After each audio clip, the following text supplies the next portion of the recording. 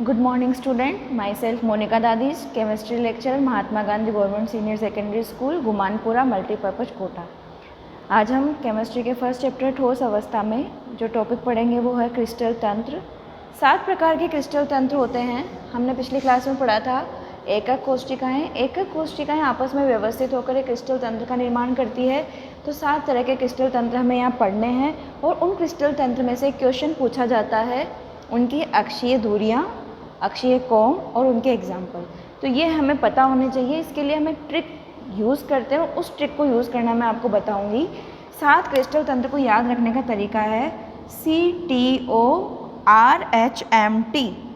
ये अपना मेन हो गया जो क्रिस्टल तंत्र होते हैं। C यानी क्यूबिक, क्यूबिक यानी गणीय हिंदी में। T यानी टेट्रागोनल, हिंदी में चतुष्फलकीय। ऑर्थोरोम्बिक विषम लंबाक्ष। रोम्बोहेड्रल त्रिशमनताक्ष या त्रिकोणीय भी बोलते हैं इसको। H यानी हेक्सागोनल षटकोणीय। M यानी मोनोक्लिनिक एकंताक्ष। T यानी ट्राइक्लिनिक त्रिंताक्ष। ये 7 सिस्टम हमारे पास होते हैं। इसके लिए हमें सबसे पहले अक्षीय दूरियां निकालने का तरीका और उसके बाद अक्षीय कोण निकालने का तरीका हम सीखेंगे।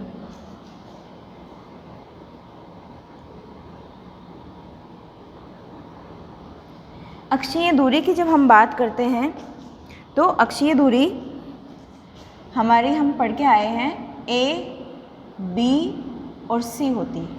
तो जो गणीय होते हैं क्रिस्टल तंत्र उनके लिए A बराबर B, B बराबर C होता है। इसके लिए A equals to B but B is not equal to C for tetragonal यानी चतुष्फलकीय के लिए। नेक्स्ट में क्या करते हैं, A is not equal to B, B is not equal to C, यानी इसमें तीनों डिस्टेंसेस अलग अलग दूरी पर होती है। फिर हम रोम्बोहेड्रल की बात करते हैं। अगेन A बराबर B एंड B बराबर C। फिर से A equals to B but B is not equal to C, और इसमें A is not equal to B and not equal to C। और सेम टू सेम इसके लिए भी यही होता है। ये तीनों दूरियां एक दूसरे के बराबर नहीं होती। इसको याद करने के लिए हमने इसको इस तरीके से लिखा है। ये तीनों बराबर है, फिर इसमें एक बराबर नहीं है, फिर इसमें दोनों बराबर नहीं है, फिर से तीनों बराबर है, फिर एक बराबर नहीं है, फिर दोनों बराबर नहीं है और फिर दोनों बराबर नहीं है। ये हो गई इसकी अक्षीय दूरियाँ। जब हम अक्षीय कोण की बात करते हैं तो आप जानते हैं अक्षीय कोण होते हैं अल्फा बराबर बीटा बराबर गामा। इनका मान होता है 90 डिग्री स्टार्टिंग के 3 सिस्टम के लिए, क्यूबिक, टेट्रागोनल और ऑर्थोरोम्बिक के लिए। अल्फा बराबर बीटा बराबर गामा बराबर 90 डिग्री। अल्फा बराबर बीटा बराबर गामा बराबर 90 डिग्री। ठीक है।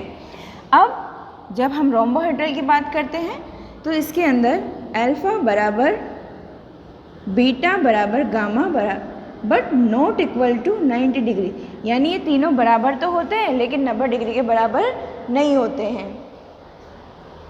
ठीक है। जब हम बात करते हैं इसकी हेक्सागोनल की तो अल्फा बराबर बीटा बराबर 90 degree but gamma is equals to 120 degree. तो गामा जो होता है वो 120 डिग्री होता है। फिर जब हम इसकी बात करते हैं अल्फा बराबर बीटा बराबर 90 degree but gamma is not equal to 90, यानी इसमें तो फिक्स है कि ये 120 डिग्री का होगा, लेकिन इसमें फिक्स नहीं है कि 120 का होगा क्या, यानी कि 90 के अलावा कितने भी डिग्री का वो हो सकता है। इसके अंदर alpha is not equal to beta is not equal to gamma and this is not equal to 90 degree, यानी तीनों ही अलग अलग होंगे और तीनों में से एक भी कोण 90 डिग्री का नहीं होगा। ये हो गए हमारे 7 क्रिस्टल तंत्र जो है या 7 क्रिस्टल सिस्टम है उसकी अक्षीय दूरियां व अक्षीय कोण के मान हो गए। अब हम अगर बात करते हैं इसके एग्जाम्पल्स की तो इसके एग्जाम्पल होते हैं, सबसे वाला परफेक्ट है। इसका एग्जाम्पल अपन NaCl, KCl, हीरा आदि हो सकते हैं। इसके एग्जाम्पल में हमें श्वेत टिन, इसके एग्जाम्पल में विषम लंबाक्ष सल्फर,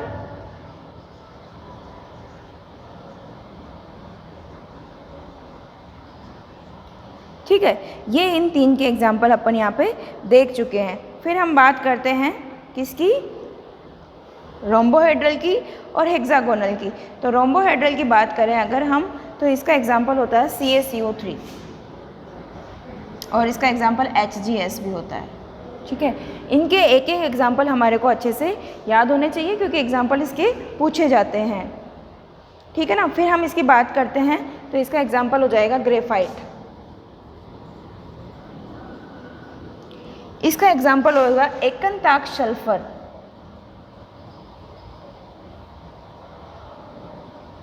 और इसका एग्जाम्पल लेंगे हम CuSO4.5H2O, या फिर इसका एक और एग्जाम्पल होता है K2Cr2O7। ये इनके एग्जाम्पल्स हो गए। ये हमारा 7 क्रिस्टल सिस्टम है। इससे क्वेश्चन पूछे जाते हैं कि सातों क्रिस्टल तंत्र में से ऐसे पूछ सकते हैं कि चतुष्फल के क्रिस्टल तंत्र के लिए अक्षीय दूरी और अक्षीय कोण के मान बताते हैं उदाहरण द्वारा बताइए। तो इसमें अपने को ये तीनों पता होने चाहिए। इसको हम शॉर्ट में रफ में बना सकते हैं। इसकी ट्रिक भी बहुत आसान सी है। ये हुआ हमारा 7 क्रिस्टल सिस्टम।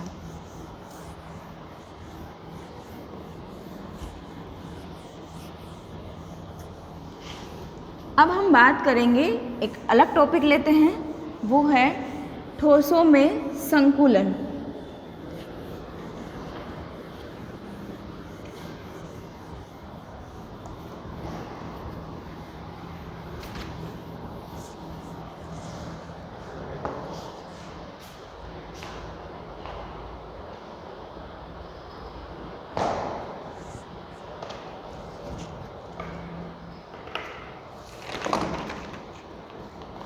हमारा टॉपिक है ठोसों में संकुलन।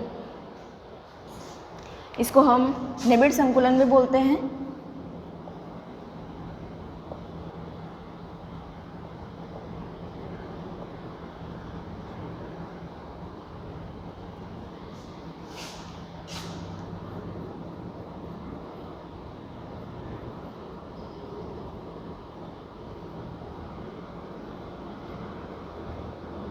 निबिड़ संकुलन यानी क्लोज्ड पैकिंग। प्यारे बच्चों, बहुत ये इस चैप्टर का नया टॉपिक है एक तरीके से। संकुलन, या हम ये बात करें, हमने शुरू में कहा था जो ठोस अणु होते हैं उनमें जो कण होते हैं वो एक दूसरे के बहुत नज़दीक पाए जाते हैं, यानी वो इस तरीके से अरेंज होते हैं कि उनके मध्य रिक्त स्थान बिल्कुल न्यूनतम रहे और उनकी बीच की दूरी भी न्यूनतम रहे, मतलब रिक्त स्थान होना ही नहीं चाहिए। वो अपने आप को इस तरीके से अरेंज करना चाहते हैं कि वो कण इतने पास पास व्यवस्थित हो जाए कि उनके मध्य रिक्त स्थान 0 हो जाए। तो ये किस तरीके से अरेंज हो सकता है, तो इसको हम 3 तरीके के पढ़ेंगे। एक विमीय निबिड़ संकुलन, फिर द्विविमीय,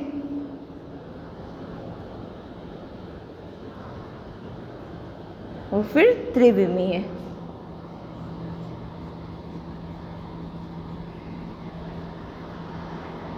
जब हम एक विमीय की बात करते हैं तो हम अणुओं को एक ही दिशा में अरेंज करते हैं। हम जानते हैं ठोस किसके मिलकर बनता है, कणों से। वो कण अणु हो सकते हैं, परमाणु हो सकते हैं और आयन हो सकते हैं। तो हम जब कणों को एक ही दिशा में अरेंज करते हैं, ये इस तरीके से अरेंज करते हैं, सिर्फ एक डायरेक्शन में मैंने अगर अणुओं को अरेंज किया है और हम अणुओं को हमेशा गोलाकार मान के ही इस चैप्टर को पढ़ रहे हैं, तो ये एक ही दिशा में अरेंज होते हैं। ये कहलाती है एक विमीय, क्योंकि ये वन सिंगल डायरेक्शन में अरेंज्ड है।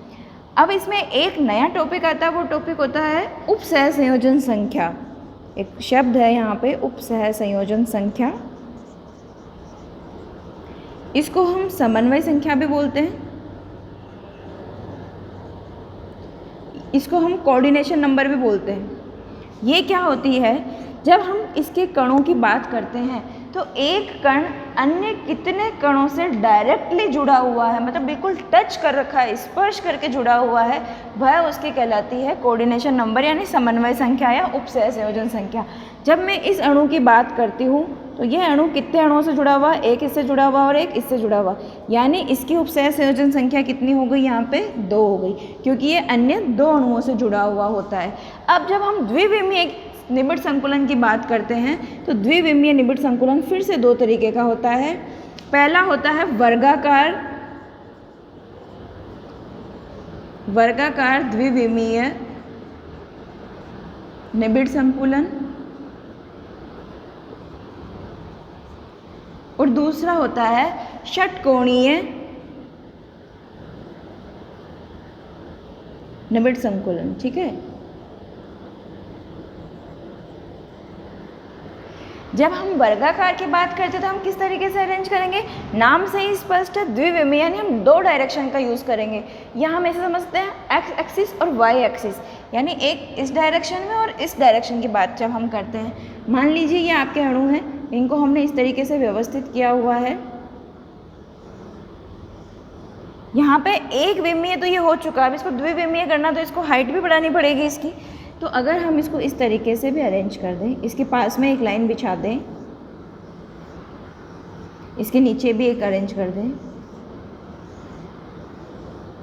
इसको ऐसे समझ लीजिए ये एक टेबल है, इस टेबल पे आपने अणु रखना शुरू किया, एक लाइन जमा दी, उसके जस्ट आगे भी एक लाइन जमा दी, उसके जस्ट इधर भी एक लाइन जमा दी, तो ये एक ही सरफेस में है लेकिन इस तरीके से है, तो ये है आपकी द्विविमीय। अब इसका नाम वर्गाकार क्यों हुआ, जब हम किसी एक कण की बात करते हैं तो ये कण किससे जुड़ा हुआ है, चार कणों से जुड़ा हुआ है, एक इससे, एक इससे, इससे और इससे। जब हम इनको जोड़ते हैं तो एक वर्गाकार संरचना हमारे को प्राप्त होती है।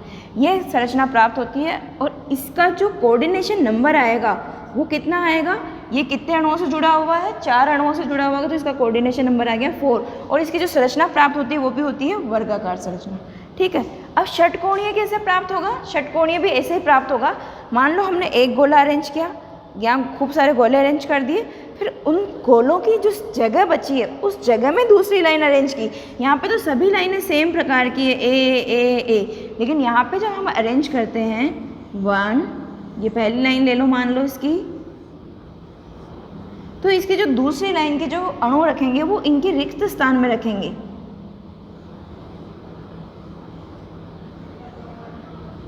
ठीक है, इसकी जो तीसरी लाइन रखेंगे वो इसके रिक्त स्थान में रखेंगे, और ये एक ही सरफेस पे रखी हुई है। अब यहाँ पे हम किसी एक की बात करें, मान लो मैं इस अणु को, इस कण को लेती हूँ, तो ये कण अन्य कितने से जुड़ा हुआ, एक,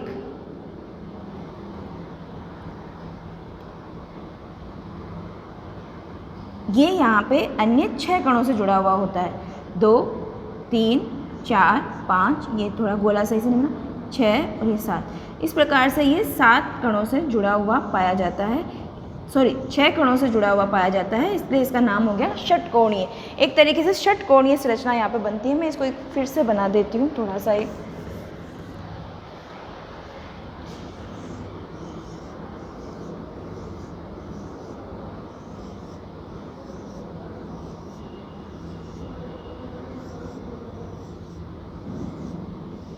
अब समझ में आ जाएगा।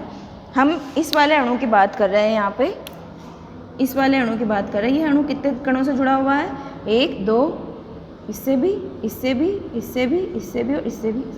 जब हम इसकी संरचना बनाते हैं तो हमें एक षटकोणीय प्रकार की संरचना प्राप्त होती है, यानी इसका जो कोऑर्डिनेशन नंबर आता है वो कितना आता है, 6 आता है। ये होती है हमारी द्विविमीय षटकोणीय द्विविमीय निबिड़ संकुलन व्यवस्था। और तीसरी तरह की होती है त्रिविमीय, उसमें तीनों डायरेक्शन की बात करेंगे। हमने इस परत में गोले बिछा दिए, हमें आगे भी जाना, पीछे भी जाना, ऊपर भी जाना और नीचे भी जाना। इस तरीके से ठोस अगर व्यवस्थित होता है तो हमें प्राप्त होती है त्रिविमीय व्यवस्था, जो हम पढ़ेंगे अगले लेक्चर में।